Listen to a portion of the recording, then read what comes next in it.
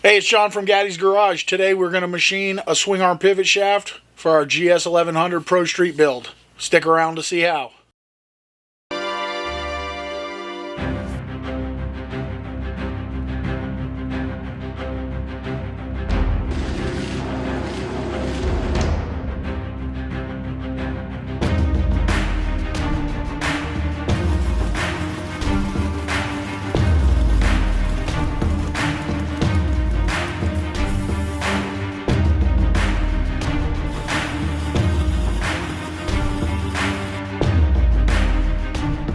Hey everybody, welcome back.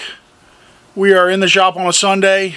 Had a couple of hours to kill today, and I have not worked on our GS based Katana Pro Street. That is my dad's last bike in quite a while. Too much other stuff going on, and anyway, so I had a couple hours, so I wanted to get in here and at least get something made for it today. So plan is, when we last left, we had gotten the front end all put together, so now we're gonna change gears and start on the back end. First thing we've got to do is make a swing arm. We are gonna obviously be making a real long swing arm. It's a Pro Street bike, so be a handmade aluminum swing arm. I think I'm gonna make it out of 1x2. We used to make them. Our last Outlaw bike had a, I think it was 1.5 by 3.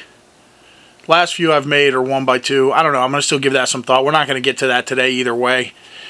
So, plan today is to machine the front pivot for the swing arm. And that's probably going to be it. That's our plan for the day. Going to turn it up out of a piece of 2-inch aluminum tubing, I believe. First thing we got to do is make our measurements, make our little sketch. Also, I'm going to jump online to McMaster-Carr. I don't have the pivot bearings, which is no big deal.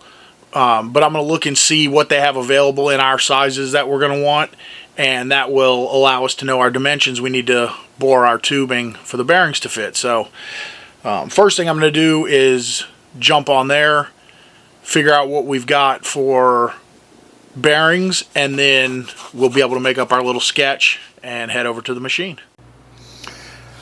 Alright, so just in case you're unfamiliar, this bike was originally a twin shock bike, had a big subframe off the back here, a shock on each side of the swing arm. Now it's going to be a mono shock. Modern sport bike. We got a shock from a 2008 GSXR, and we're going to make a swing arm that'll fit into this frame and accept that suspension setup. So suspension linkage and all that will come off this frame, but obviously to do any of that, we've got to have the swing arm first. So first step to having a swing arm is our swing arm pivot. Got a piece of 1 3/4, 1/4-inch wall, 6061 aluminum. That's going to end up in here. So in order to do that, we've obviously got to get it cut to length, machined, bored to accept our bearings that we just ordered on McMaster-Carr. And then also, because of the thickness and the weight of this, once we get it to length and bored, I'm going to come in and just machine a little bit off the outside diameter of this. It's a minimal amount of weight savings, I know, but it's what we're doing on this bike. If you remember, we're trying to make everything super lightweight on here, so that's what we're going to do. Last dimension we need is what the swing arm length, or swing arm pivot length, is going to be. So, come in here. I have to stick my head way up in here to get an accurate measurement. And it looks like we're just shy of 8 15/16. So we're gonna go with that. Have to convert 15/16 to a decimal. That I don't know offhand what it is for some reason. It's not something I do all the time. So 15 divided by 16 is 0.973. So what we're gonna do is go ahead and make it 8-inch 900 thousandths. And our inner spacers, we actually want to float out of the bearings a little bit, the ones we're going to make, because that's what we want to rest on the frame for it to pivot. And so we'll give it, that'll give us about 20 thousandths clearance on either side, which will likely go away down to almost nothing once we tighten up the swing arm pivot bolt anyway. So those are just the little things you want to try and think about when you're building stuff is, you know, deflection from tightening and working in your clearances into your parts. Because once we make this, because it's not on the swing arm yet, we'll be able to bolt it in there and check and fine tune it. But if you didn't have that option and it was in the swing arm and it didn't fit, now you're trying to fix stuff with a file or a grinder or something, and it just makes for a less nice part.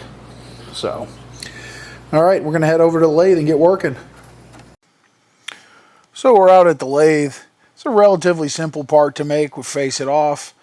We mark our rough length, part off the extra scrap we don't need, face both ends to length, and set up to begin boring. We got to bore our inside holes for the 40mm needle bearing.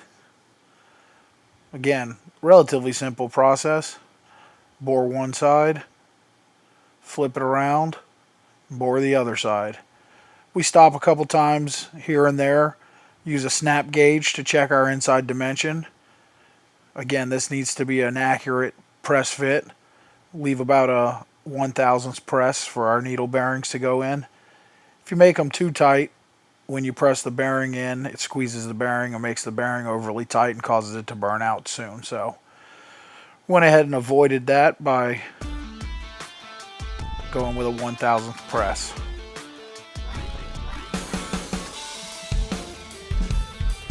Once we got our piece kind of rough made, we went ahead and weighed it up. I don't know if you can see there, but it's 14.1 ounces.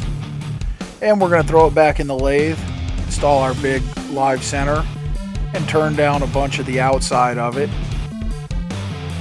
This is strictly cosmetic, and more than cosmetic, it's a way for us to eliminate some weight from the part.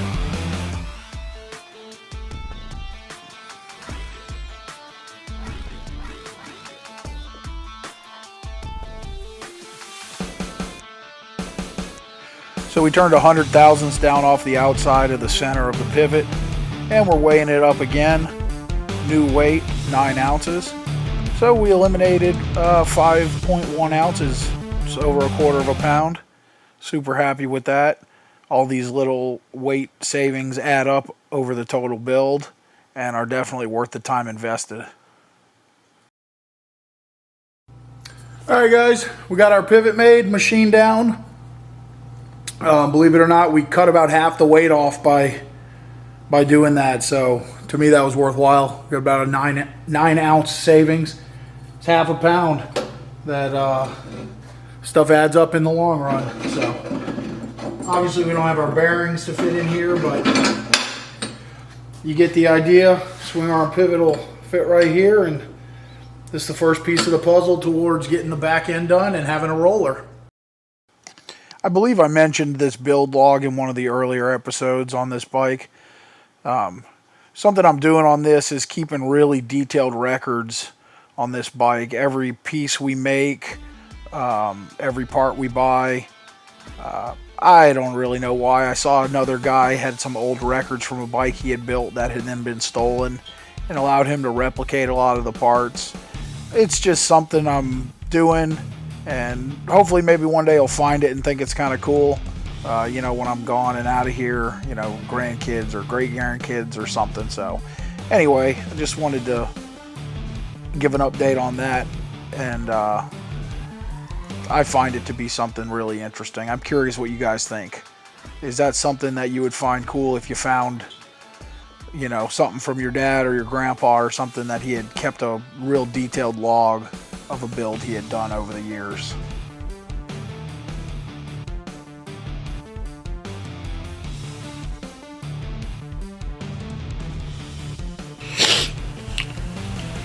All right, guys, that's a wrap for today. We got our part made like we wanted, fit to the bike, and now we're just going to wait for their bearings to arrive, and we'll be able to do our real fitment. So happy to have one piece of this swing arm puzzle down, and hopefully we'll get some time later on this month to get a few more pieces of it made.